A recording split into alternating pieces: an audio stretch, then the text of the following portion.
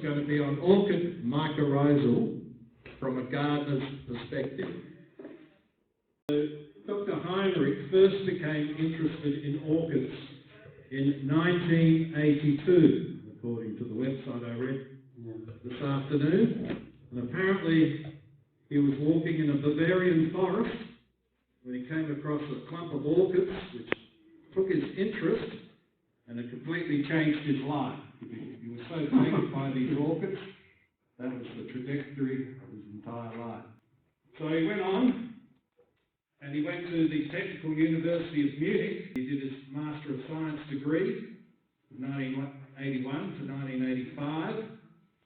And then in 1985, he commenced his PhD. And as you can see, the thesis topic was on mycorrhizal. In 1988, he completed a course for the supervision and teaching of apprenticeships in horticulture. I've put a link down the bottom. He does have a website. I don't know how up to date the website is. Every year, once a year. Once a year, excellent. He was awarded the Humboldt Research Fellowship, and this enabled you to come to Australia, presumably. It says, fully funded fellowship, all expenses will be covered. So, sounds like a good fellowship. Yeah. So that enabled Dr. Heinrich to complete postdoctoral research from 1989 to 1993 at our very own Waite Agricultural Research Institute. So not far from here. Do you ever walk behind the orchids up in the hills? Never looked. Yes, I did. There are. There are orchids. There are orchids here, I would suspect. I've seen the geology. There's some nice geology out the back. They have ripple marks that are extremely old, and it's all signed up. Ripple marks from 800 million years ago in the rocks, and it's all beautifully signed. Oh, yes. They have a big feral goat problem. They need to be shot. Anyhow, I digress. So, Dr. Heinrich spent time here in Australia. He's also widely travelled. He's been to many conferences around the world, many synopsis. And I noticed that the 24th World Orchid Conference is going to be in Dresden, Germany. Yes, next year, yeah. So, you are all invited to come to that. We need one of these research scholarships with all expenses paid. Well, that'd be fantastic. So, presumably you'll be there. Not sure. Oh, no, sure. Yeah, I hope so. You never know. I couldn't go to Chelsea this year because of health problems. So be careful if you tell someone I will go there. I'm still young, but not as young as I wish to. Right, okay, well, all being well, hopefully you'll get there. Dr. Heinrich has also been very involved in the supervision of students. Back in the University of Munich, he supervised Master of Science students. When he was here in Adelaide, Australia, at the Adelaide University, he helped out the honours degree students and also high school students for work experience, so spreading the word about orchids. And also honours degree students in a University of Adelaide project. Okay, so I'll hand you over to Dr. Heinrich. Yeah, I want to express my pleasure for being here again after such a long time, especially being here at the Nossa general meeting.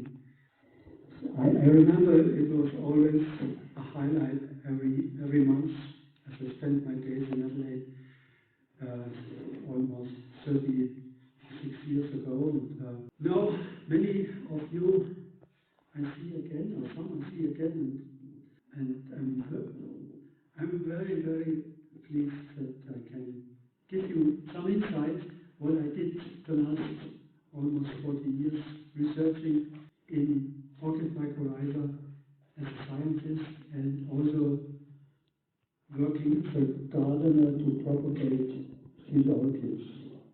Yeah, I want to tell you about the mycorrhiza because that's what I specialize about the orchid mycorrhiza.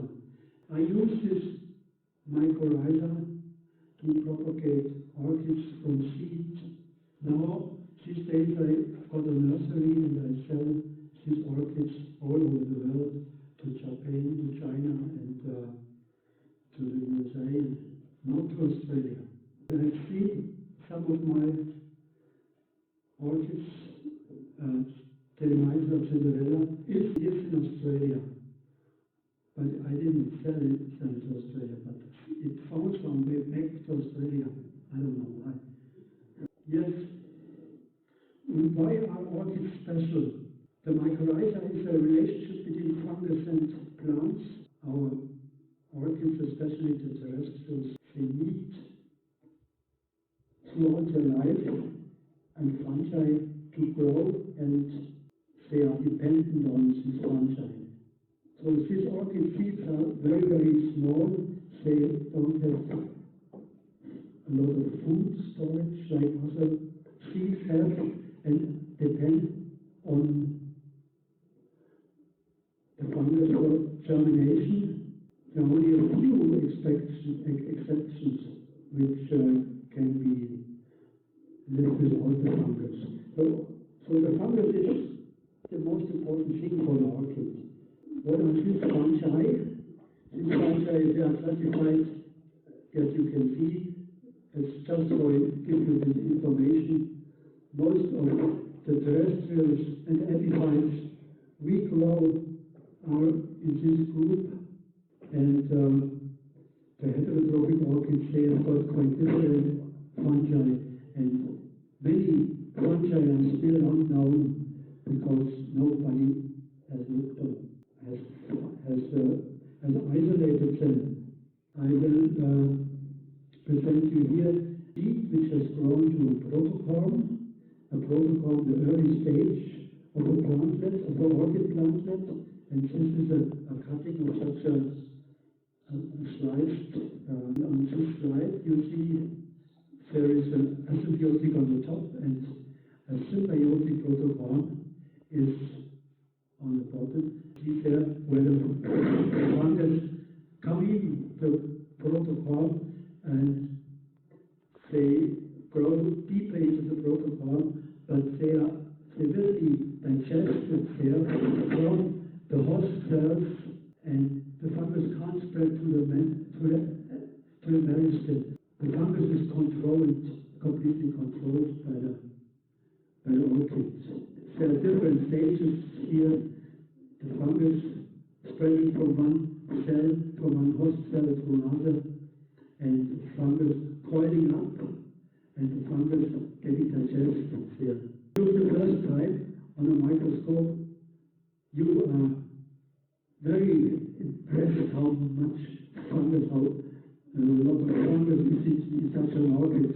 It can be in the protocorm, it can be in the roots, or in some other plants like Caladinia. They have a special collar below the leaf where the fungus is harbored. And these mycorrhizal structures, they are very heavily colonized. So that tells you that this fungus, how important this fungus will be for the orchids. The fungus can transfer lots of nutrients and carbohydrates and even water from the soil into the growing plantlet. This is such a protocol from seed. It's I don't know in the Paris nursery, it's hard to see here. It's another terrestrial orchid. It's about 8 weeks year old, and this protocol has the hairs coming out, and after 8 weeks there is a shoot that's already green, and there's a root coming out on the side. Here you see fungi coming through these root hairs or protocol hairs and growing into the soil or out of the soil into the orchid and transferring all of the necessary nutrients to the orchid. Yeah, what you need as a gardener, if you want to use this fungi for propagation, you have to get a sterile culture. So with this sterile culture you can provide you a mean to get this mycorrhizal fungus. You have to go into a root or go into a protocol which is infected, take some needles and have a microscope, because everything is very tiny, and take such a coil, what I've shown before, take it out and put it on another plate. You just have to add some biocides or some fungicides which suppress bacteria or other fungi. And this coil will go out into the other plate, and now you have catched this fungus, and you can use it for years, again and again, just to replate from one plate to the other. So what else you need? You need seeds. Certainly seeds are for all plants the propagation to give from one generation to the next. And that's a Junginia and Chinese swamp orchid. Interesting is that it has quite long seeds and large seeds. That tells you that this orchid lives in swamps, because these larger seeds, when they are spread from the capsule from the plant, they don't go deep into the soil because they are long and large. I show you Caledonia, which has got much narrower seeds. That's germinated with the fungus, that's the fungus here, and the seeds, they split up. And what I want to tell is these smaller seeds, they go deeper into the soil to find the right fungus. That's Caledonia formosa, another germinating. Or Diuris, interesting, Diuris has even smaller seeds than Caledonia. And that tells you that these seeds have to go even deeper into the soil to find the right fungus. Germinated Diuris on a higher magnification. With this method, if you take the seeds on the fungus, on an agar plate with the fungus on, you replate when the protocol germinates and the fungus and the plantlet get bigger, replate again and again, and eventually you get a plantlet with leaves. And here you see that a newly replated plantlet, which the fungus spreads out on the agar plate, and in the end you get even a plantlet forming a tuber. But this is a way which involves a lot of work, replating and replating, that you finally get big enough, strong enough plantlets. You can do it with epiphytes as well, with sarcoschillus. You see the fungus coming out, and after the fungus has grown on the plate, it will nourish the plantlets. And after 5 or 6 replacements, you get such a plant. Here, in comparison to asymbiotic culture, you can also germinate from seed without fungus, but you have to grow in the sterile conditions. You have to supply in the agar all the nutrients usually nature the fungus gives to the plant. You can even grow some flowering plants on asymbiotic conditions. That's the big advantages of growing symbiotically. If you take out sister plantlets, even if they are strong, out in the unsterile environment, they won't survive, because many will survive, if that's true, but especially this one he doesn't survive because it hasn't got this mycorrhizal fungus which can protect them from the environment, and it can't cope with unsterile conditions. There are many other fungi and bacteria and stress factors and so on are present. Therefore, I don't grow asymbiotic but symbiotically. That's a big advantage. Taking them out in the unsterile environment. The symbiotic plantlets, they are protected by the fungus to a certain degree, and they will survive.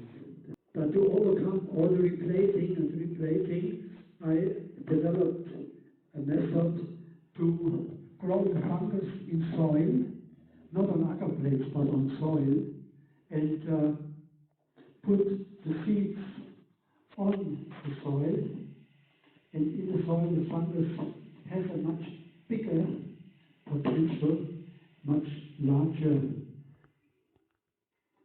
and much larger capacity to nourish the plants. You can see without replating you will get really lots of nice plantlets and big enough plantlets. So peat-based soil or wood fiber-based soils. Also has some Satyrium. So they are about 8 to 10 weeks old from seed. And symbiotic propagation of Thelymitra. You could take them out in the unsterile environment, put it in a pot.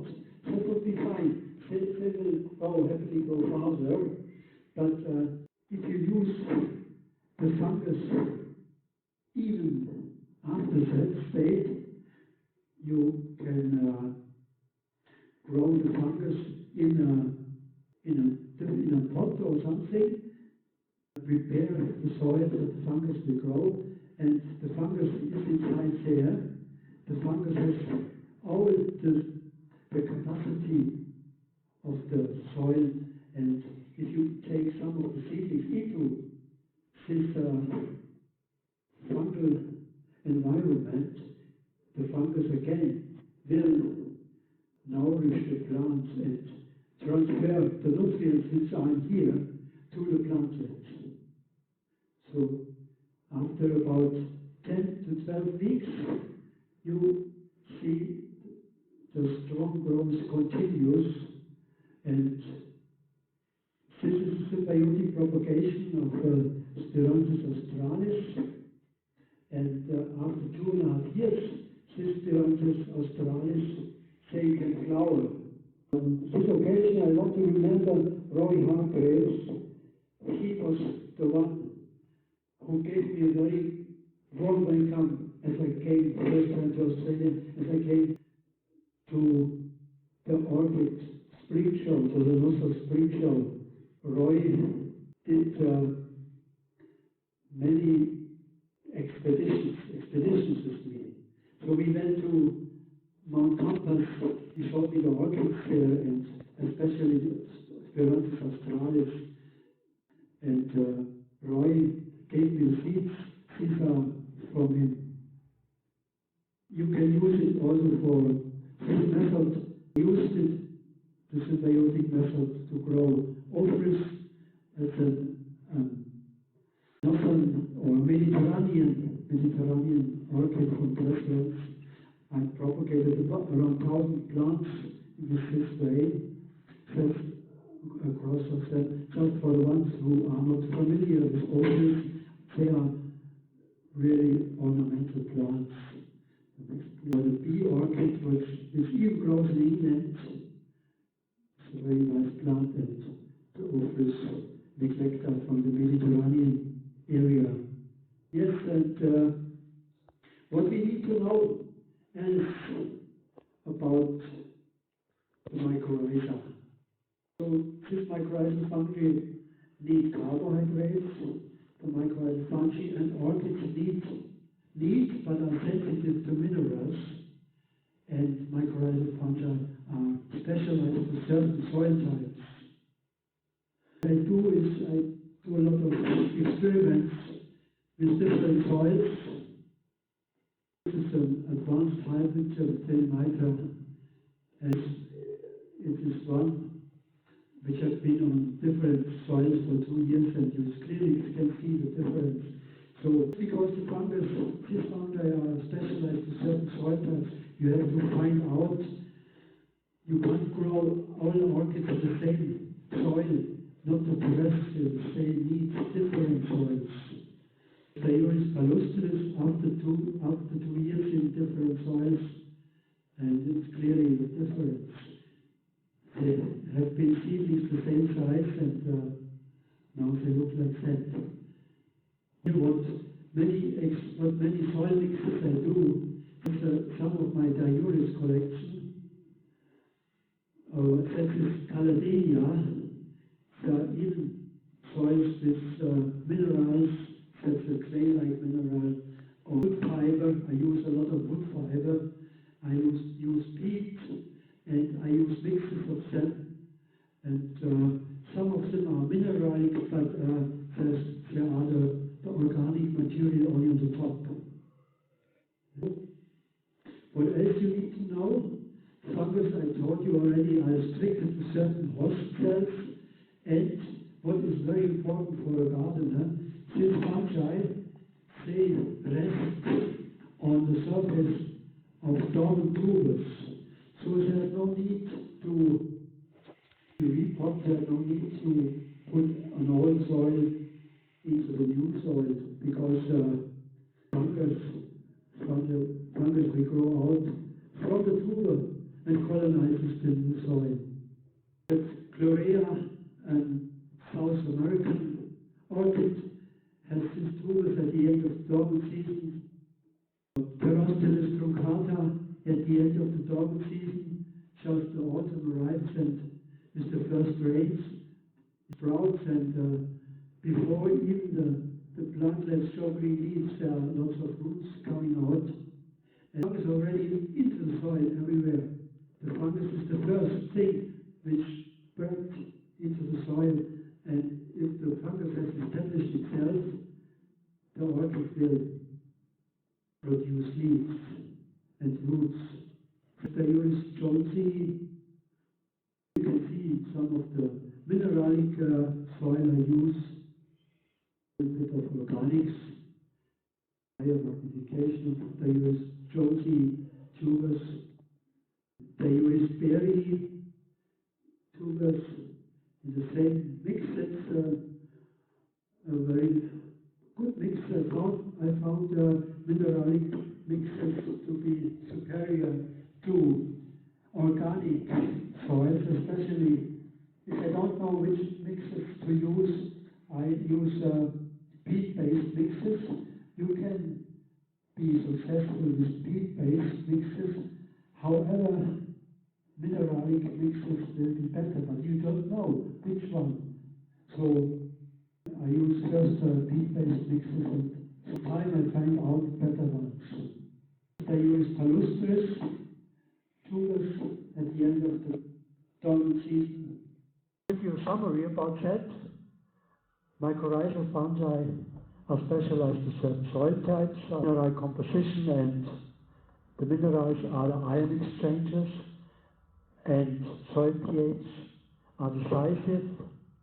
Peat-based substrates are often sufficient, however, defined mineral substrates are often superior. You have to do experiments and find it out.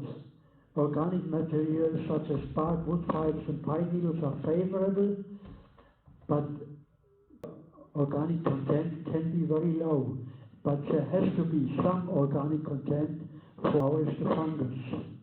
What else we need to know about the mycorrhiza? There is an orchid fungus specificity.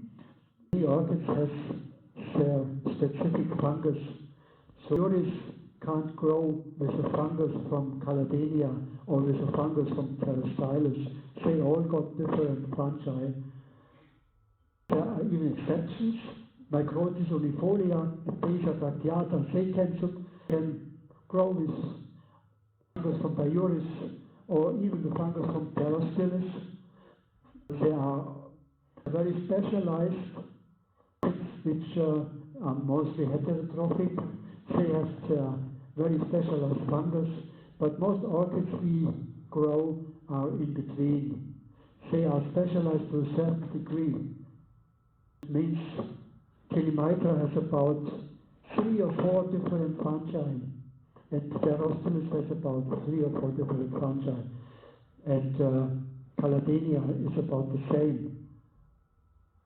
Another important thing is how can the mycorrhiza protect the orchid from diseases. Diseases, it's really an issue in Europe. I had seen thousands of orchids dying. And I just want to explain what can happen. Root stem and crown rot. So a well-draining substrate is necessary. Leaf spot bacteria and soft rot.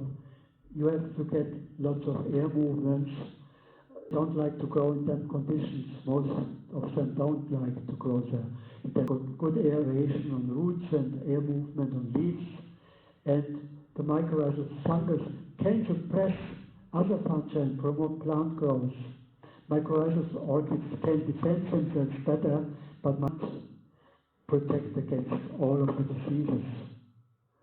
That's an European orchid, Hematoglossum, in nature, and many of them are diseased. Fungus can't always protect them completely. There's another one from Europe are infected, and the pathogen coming out of the leaf on the microscope. So this first part of my presentation gave you a summary. What is mycorrhiza for? What can it use for? And what can it do? Now, the second part of my presentation, I will show you how I grow these terrestrial orchids in my home in Germany. We got a much colder weather than you have got here in Australia. And as I started, I had them all in the greenhouse, but with the damp conditions and soon the greenhouse became too small, and I started to grow more and more of them outside in a plastic tunnel. This is my plastic tunnel. Nowadays I grow all of my orchids in this plastic tunnel. I get quite cold. We can get minus 27 degrees, but I protect my orchids very well with such panels. They are made of styrofoam, and below of these panels, even if the temperature goes down to minus 10 degrees, below these panels, the soil itself heats the environment, heats the orchids, and don't get freezing temperatures below the panels. However, when we get a very, very strong winter, we can get strong winters too. I have some heating cables, just in case. Last 6 or so years I didn't use, I had those, we never get, the last winter was about to minus 12, minus 13 degrees. That was just right, and can do else. I can put snow on the panels. The snow protects as well, very good. Just label the panels as often as I can, because these orchids, they are winter growing. They like to grow, they like to have light, they like to have air movement. But sometimes they have to stay for 2 weeks or so, even 3 weeks, below the panels. But it is cold. Everything is dormant without growth because it's too cold. And now, after the winter, in April, what's around October here, they are my Thelymitra. I grow else, I grow terrestrials, I do crossings with terrestrials, Truncata coccinea, a nice one, or Laxa crossed with Truncata. Terrestrials curta, I included this because She remembers me always on Roy. Terrestrial Quetta was his favorite orchid. Terrestrial obtusa, and I do hybridizing with them. With this hybrid I used an alba form of Newton's. I've lost it, unfortunately, but I think it's still around here in the collections. Is it around in the collections here? Newton's alba? No, not even here. Oh, that's pity. I crossed it to stricta, yes. This cross I crossed to Baptistii. It gave very nice plants. I registered that as a Kini, Terrestrial Kini. Terrestrial, this one, Terrestrial Kini. Kini is the Bavarian term for king, because it has big flowers and it's tall, it's really impressive. Terrestrialis. And I crossed this Kini to Concina. Concina is a very small Terrestrialis, but the hybrid is quite nice, has quite a nice size. I also grow Xyloplotis, Procata, and I grow Diuris berry, grows very well for me. Berry again. And I did some hybridizing again. This Brevifolia crossed with Ochroma. It multiplies well. And Diuris aurea crossed with Emacinata.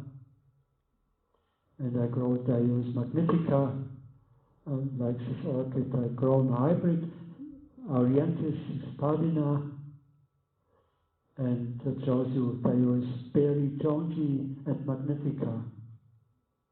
And I grow also some Calladenia longicoda, or Calladenia georgii, Calladenia formosa. And I do also quite a lot of hybridizing with Calladenia harlequin. Calladenia harlequin, it originated, or is probably still around, at the Nossa orchid collection. I used the Calladenia harlequin from the Orchid Nossa collection and crossed it with flava. This is one of these Harlequina flava, another clone of it. And even another sibling, yes. That's the second generation. In the second generation, you get quite some nice flowers again. Or this one, the second generation, Calladenia harlequin crossed to Calladenia aplanata arabescens from Western Australia. It's a very nice, impressive Calladenia. Calladenia harlequin crossed to Calladenia speciosa. Calladenia harlequin speciosa crossed again to Calladenia harlequin cross flava, and another sibling of this cross. And I have crossed aplanata arabescens with harlequin to Calladenia harlequin cross flava. That all gives very nice hybrids, and I sell these hybrids all over the world. And Calladenia sell well, but are hard to grow. And I even like to grow some other native orchids of Australia, Chamistilla corymbosa. And I did some difficult to grow hybrids, Clausodia major crossed with Alexandra brunonis. I've lost it unfortunately after a few years. I've lost this one too.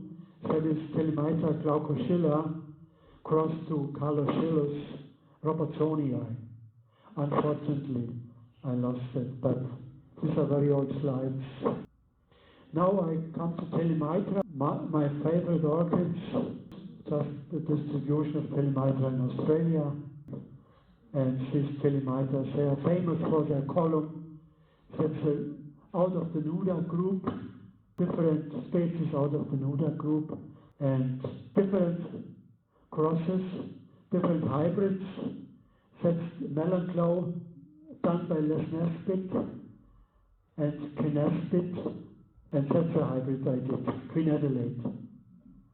It's rubra I like to use rubra because it's easy to grow, and gives nice hybrids. And Glaucophylla as well is easy to grow and gives nice hybrids.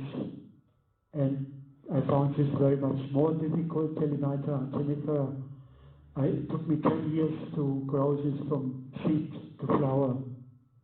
Megalittra is a nice one to grow. And that's another sibling I did from Kenespit. That's a cross I did by myself. And that's Melanchoe.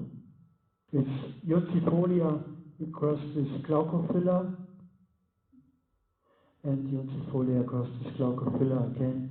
All South Australian orchids. Icochia crossed to Western Australian orchids, to Granita. I like to use Icochia for my hybridizing because Icochia doesn't have genes which express themselves. It doesn't have dominant seeds. Seeds of Granita are much more. That's Glaucophylla with Granita, and Glaucophylla is much more dominant in the hybrids. So Icochia with grandiflora, that gives very tall and impressive hybrids, very much like grandiflora itself. You can see it's very similar to grandiflora. Grandiflora, I don't grow grandiflora because I never had seed and never grew them from seed, and all of my plants are from seeds. This is Icochia grandiflora. And I used this hybrid and crossed it to Glaucophylla and crossed it back to Icochia grandiflora. This is a hybrid with very impressive and big flowers. The same one in the shade. That's another hybrid I did, Granitora and Western Australian Granitora to the South Australian Rubra. Again, all South Australian Icochia crossed to Betaniana. The Thelymitra Sleeping Beauty, and hybrid I did with Thelymitra Kenespit crossing to Thelymitra Glaucophylla.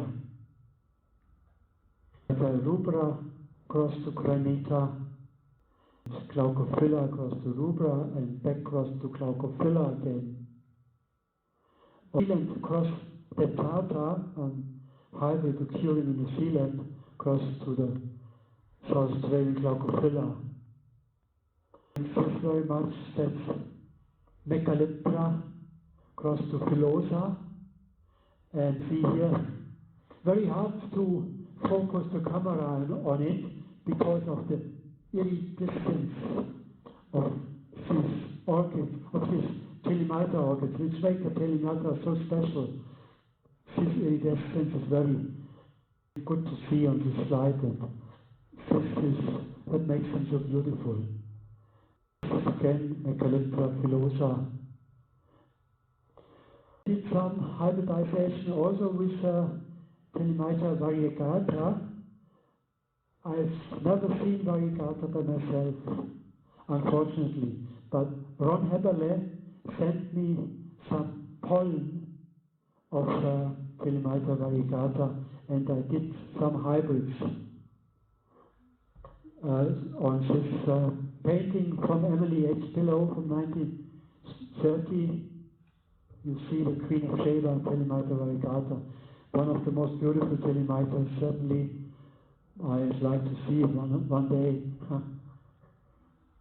That's a slide from Ron Heberle.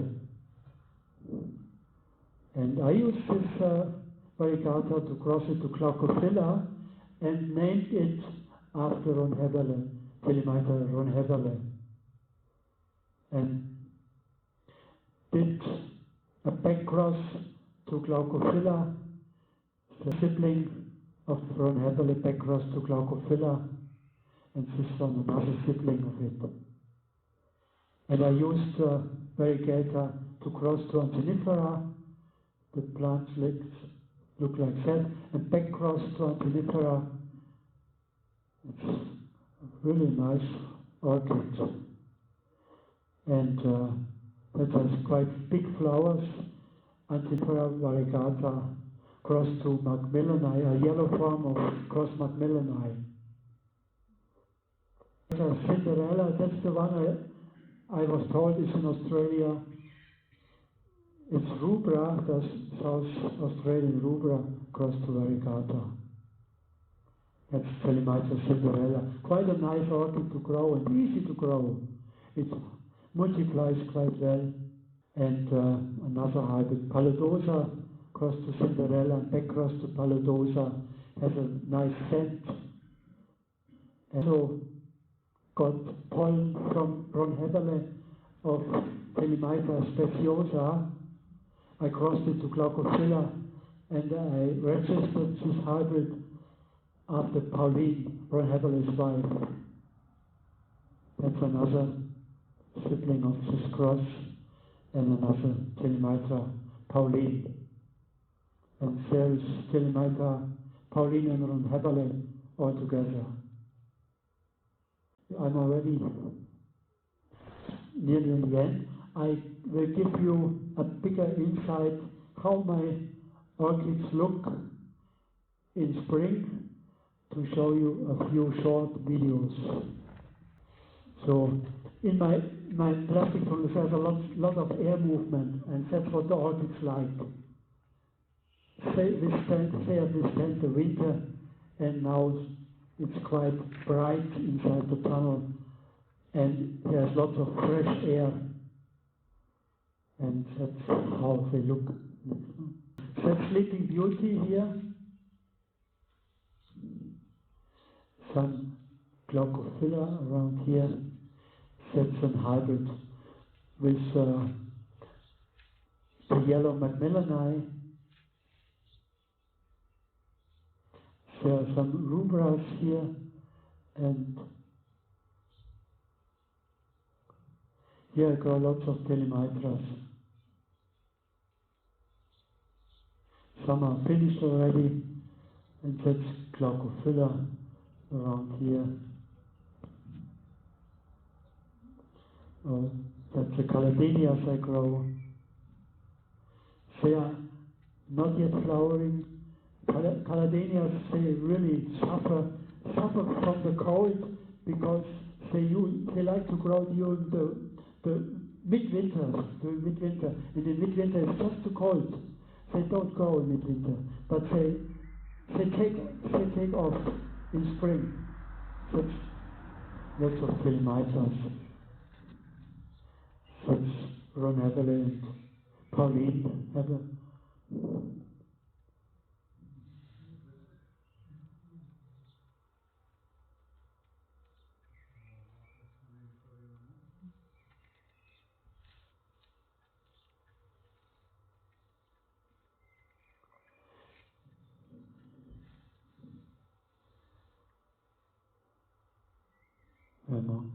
Graniflora here, they multiply very well. They multiply a lot. Flowering, not as much. Mostly what you see are hybrids. Most of the orchids are hybrids.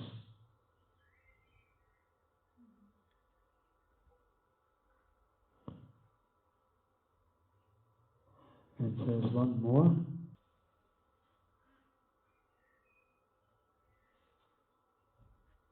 That's Macmillani, a yellow form of Macmillani here. And that are the Icoxia grandiflora hybrids on the right side.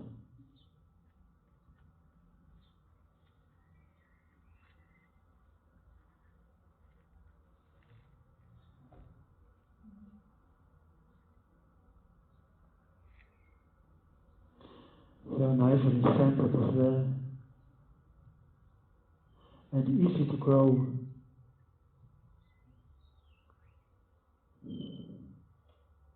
Alright, I'm at the end of my presentation. I thank you very much for your attention.